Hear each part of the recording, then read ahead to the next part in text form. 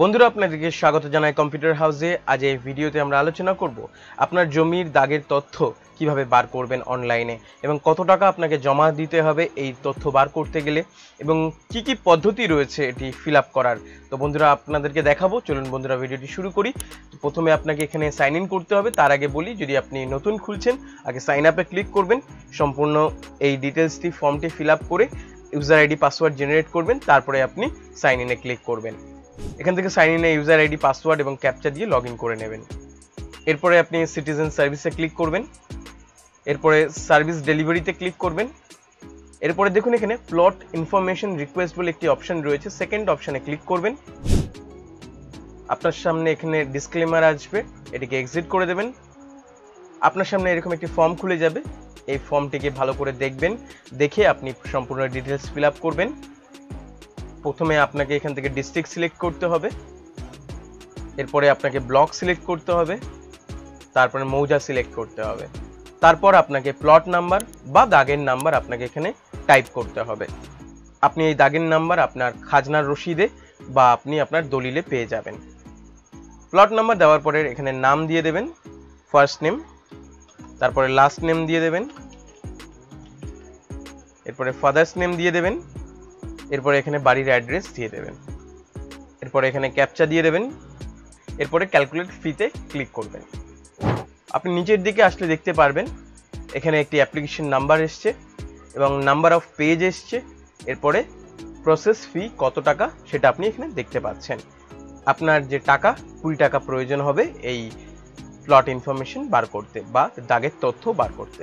এরপরে আপনি কি মেথডে আপনি পেমেন্ট করবেন, অর্থাৎ আপনি debit card, counter payment, net banking বা এসবিআই ইপে থেকে করবেন কিনা সেই বিষয়ে ডিটেলস এখানে জিজ্ঞাসা করছে। আপনি যেভাবে পেমেন্ট করতে চান সেই বক্সে ক্লিক করুন, তারপরে আপনি কন্টিনিউতে ক্লিক করুন। আমরা এসবিআই ইপে দিয়ে করব, এরপরে কন্টিনিউ। আপনার সামনে এরকম একটি ডিটেলস আসবে, এরপরে আপনি কন্টিনিউতে ক্লিক করবেন। এরপরে আপনাকে জিআরআইপিএসএ অফিসিয়াল ওয়েবসাইটে আপনাকে রিডাইরেক্ট করা হবে। বন্ধুরা এরপরে আপনার কাছে এরকম একটি পেজ আসবে, আপনি নিচের দিকে আসবেন, এখানে দেখবেন টোটাল অ্যামাউন্ট দেখাচ্ছে, এই ভেরিফাই বক্সে ক্লিক করবেন, এরপরে নেক্সটে ক্লিক করবেন। এরপরে এখান থেকে পেমেন্ট মোড অপশানে ক্লিক করবেন, এসবিআই ইপেতে আমরা ক্লিক করব, পে থ্রু অপশানে ক্লিক করে পেমেন্ট গেটওয়ে ব্যাংক বলে এই অপশানে ক্লিক করে নেক্সট করব। এরপরে আপনার কাছে জিআরএন নাম্বার জেনারেট হবে এবং জিআরআইপিএস যে পেমেন্ট আইডি রয়েছে সেটি জেনারেট হবে।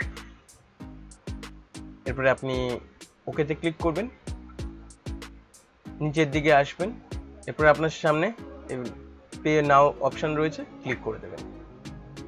এরপরে আপনার সামনে এরকম একটি অপশন আসবে, এখান থেকে আপনি debit card, net banking, UPI, wallet, NEFT, SBI branch payment দ্বারা আপনি এই পেমেন্টটি করতে পারেন। আমরা সরাসরি ইউপিআই দিয়ে করব। বন্ধুরা পেমেন্টটি হয়ে যাওয়ার পরে আপনার কাছে ট্রানজ্যাকশন সাকসেসফুলের মেসেজ আসবে, আপনি এখান থেকে চালানটি ডাউনলোড করে নেবেন। পেমেন্ট সাকসেস হওয়ার পর আপনি একদিন পরে আপনি আবার পুনরায় এই ওয়েবসাইটটি লগ ইন করবেন। লগ ইন করার পর আপনি সিটিজেন সার্ভিসে আসবেন, জিআরএন সার্চে ক্লিক করবেন। ক্লিক করার পর আপনার সামনে এরকম একটি ইন্টারফেস আসবে, এখান থেকে আপনি রিকোয়েস্ট টাইপে আপনি সেকেন্ড অপশনে ক্লিক করবেন। আপনার যে চালানের মধ্যে জিআরএন নাম্বার এবং অ্যাপ্লিকেশন নাম্বার রয়েছে সেটি আপনি এখানে টাইপ করবেন, এরপরে আপনি ক্যাপচা দিয়ে সাবমিটে ক্লিক করবেন।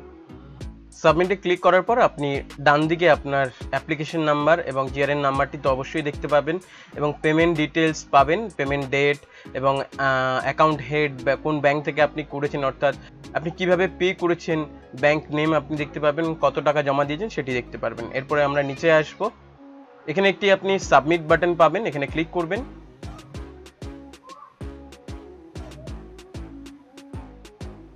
এরপরে আপনার এখানে একটি ডাউনলোড পিডিএফ বাটনের একটি অপশন আসবে, অ্যালার্ট আসবে, এখানে ওকে করবেন, তারপরে ডাউনলোড পিডিএফে ক্লিক করবেন।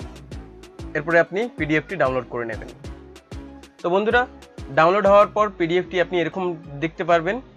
তো বন্ধুরা এখানে জেলা, ব্লক, জেল নাম্বার, মৌজার সব কিছু রয়েছে। এখানে দাগ নাম্বারে যে দাগ নাম্বারের তথ্য আপনি চাইছেন তার সেই দাগ নাম্বারের মধ্যে কতজন ব্যক্তি রয়েছে এবং কতগুলো খতিয়ান নাম্বার রয়েছে আপনারা এই পিডিএফটির মধ্যে দেখতে পারবেন।